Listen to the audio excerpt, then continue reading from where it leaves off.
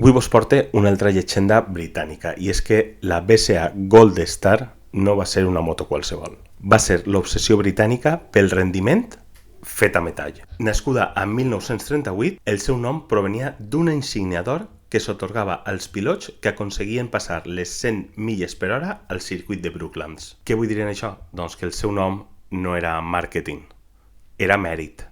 Motor monocilíndric de 4 temps, 350 i 500 centímetres cúbics. I per si no te fiaves molt, cada moto eixia amb una prova de potència certificada per la marca. Transparència absoluta. Als anys 50 es va convertir en una de les motos de producció més ràpides del món.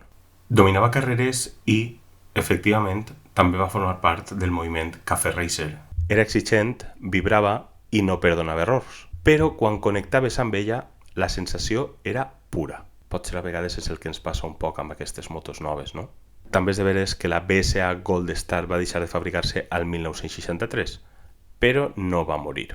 Es va convertir en llegenda. I, com tota llegenda, va renaixer dècades després amb un motor de 650 centímetres cúbics que manté l'estètica clàssica i l'esperit original. Al seu moment, la BSA Gold Star no buscava agradar a tots.